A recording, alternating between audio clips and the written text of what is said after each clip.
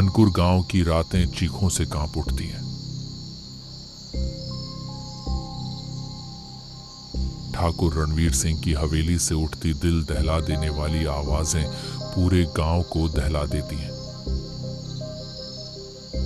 लोग दरवाजे खिड़कियां बंद कर थर थर कांपते हैं। सीमा अपने माता पिता के साथ इस गांव में आई थी। उसे ये सब अंधविश्वास लगता था।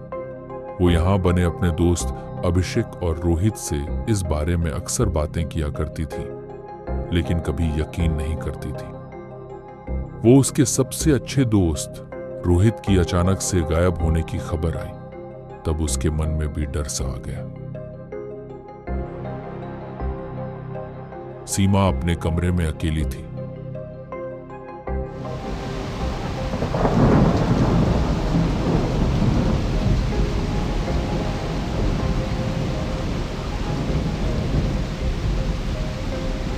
बाहर तेज हवाएं, मूसलाधार बारिश और बिजली की कड़क डर का माहौल बना रही थी।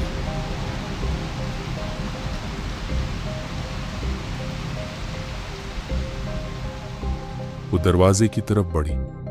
उसके हाथ कांप रहे थे। जैसे ही उसने दरवाजा खोला तो एक ठंडी हवा का झोंका उसके चेहरे से टकराया। सीमा बोली, ये ठंडी हवा, ये एहसास जैसे किसी ने मुझे छुआ है।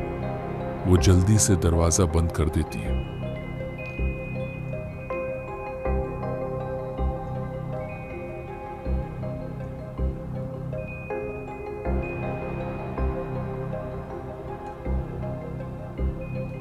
अचानक खिड़की से कोई छाया गुजरी।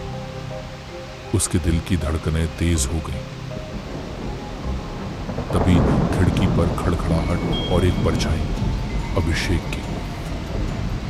अभिषेक ने कहा, सीमा, रोहित हवेली में है, हमें तुरंत चलना होगा। दोनों बारिश में भीगते हुए हवेली पहुंचे।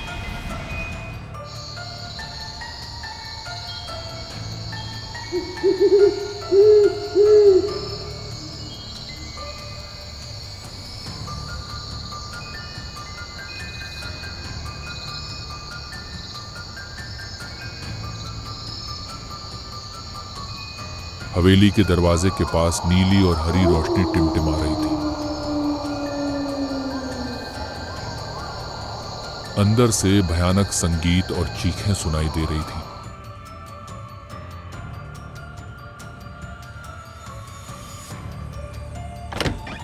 दरवाजा अपने आप खुला और दोनों अंदर गए।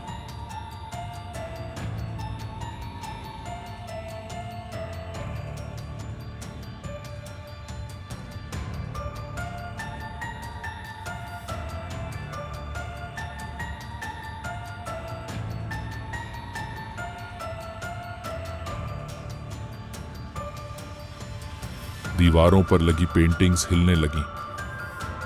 एक पेंटिंग में सीमा का चेहरा था। तभी वो एक पेंटिंग देखकर डर गए। उसमें उसी का चेहरा था। सीमा बोली, अभिषेक देख, इसमें मैं कैसे हो सकती हूं इसमें? अभिषेक बोला, ये तो पुरानी पेंटिंग्स हैं। पेंटिंग से खून की बूंदें टपकने लगीं और हवेली की दीवारें कांप उठी।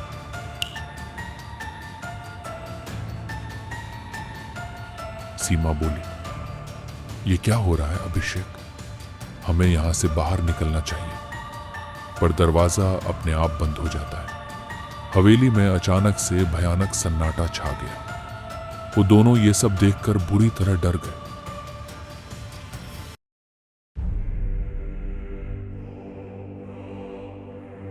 अभिषेक बोला, यहां से जल्दी जाना चाहिए, शायद कोई दूसरा रास्ता मिल जाए। अभिषेक ने दीवार पर पत्थर दबाया तो एक गुप्त दरवाजा खुला।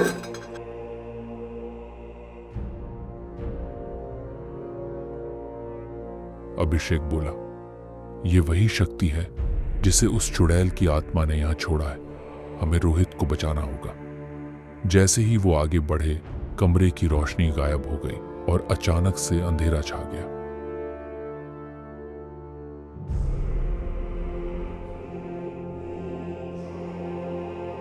अंदर एक कमरा था जिसमें तांत्रिक मशीनें,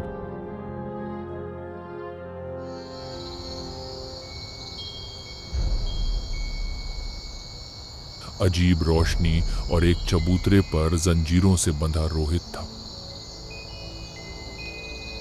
रोहित की आंखें लाल थीं और वह दर्द से कराह रहा था।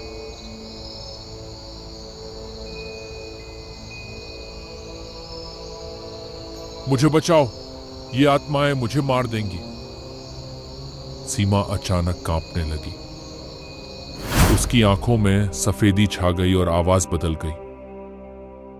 वो बोली, वो अब तुम्हारा नहीं है अभिषेक, ये शरीर अब हमारा है।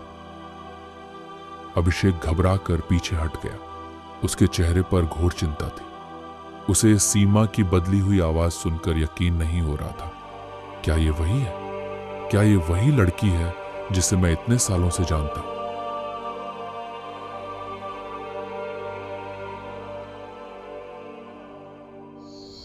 पूरी हवेली में गूंजती आत्माओं की हंसी फैल गई। अभिषेक ने पुरानी धूल भरी किताब उठाई। उसमें लिखा था, आत्माओं को वश में करने का मंत्र। अभिषेक ने साहस जुटाकर मंत्र पढ़ा। हवेली में आंधी, चीखें और गूंजती परछाइयां उठ खड़ी हुई।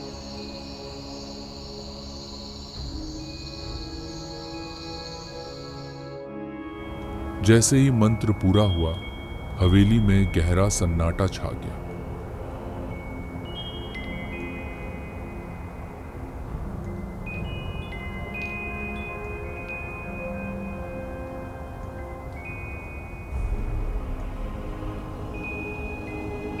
सीमा बेहोश होकर जमीन पर गिर गई। रोहित की जंजीरें टूट गई। अभिषेक ने दोनों को बाहर निकाला। वह कसम खा चुका था, अब इस हॉन्टेड हवेली में कभी कोई कदम नहीं रखेगा।